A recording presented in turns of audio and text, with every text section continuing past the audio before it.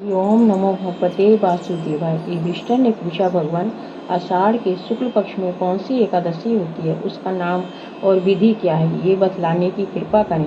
भगवान कृष्ण बोले, राजन, आषाढ़ शुक्ल पक्ष की एकादशी का नाम शयनी है।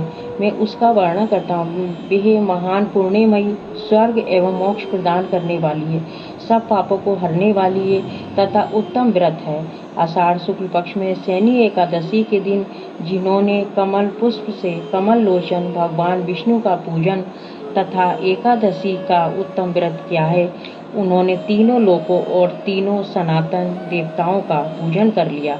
हरिशयनी एकादशी के दिन मेरा एक स्वरूप राजा बलि के यहाँ रहता है और दूसरा क्षीर सागर में शेषनाग की सैया पर तब तक शयन करता है जब तक कि आगामी कार्तिक की एकादशी नहीं आ जाती।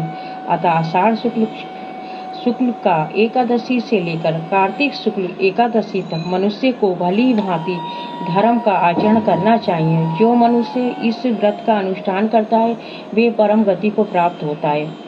इस कारण यत्न पूर्वक इस एकादशी का व्रत करना चाहिए। एकादशी की रात में जागरण करके शंख चक्र और गदा धारण करने वाले भगवान विष्णु की भक्ति पूर्वक पूजा करनी चाहिए।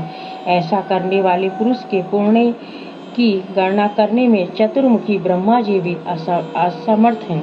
ये राजन, जो इस प्रकार भोग और मोक्ष प्रदान करने वाले सर्व पापहारी एकादशी के उत्तम व्रत का पालन करता है, वह जाति का चांडाल होने पर भी संसार में सदा मेरा प्रिय करने वाला है।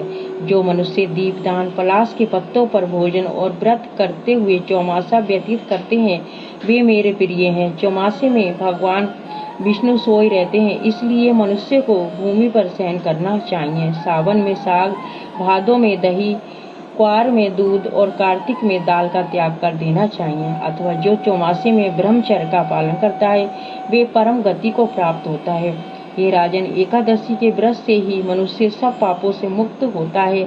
अतः सदा इसका व्रत करना चाहिए, कभी भूलना नहीं चाहिए। शयनी और बोधिनी के बीच में जो श्री कृष्ण पक्ष की एकादशी यहाँ होती हैं, गृहस्थ के लिए वे ही व्रत रखने योग्य हैं। अन्य मासों की कृष्ण पक्षी एकादशी गृहस्थ रखने योग्य नहीं होती है। शुक्ल पक्ष की एकादशी सभी को करनी चाहिए। हरिओम नमो भगवते वासुदेवाय।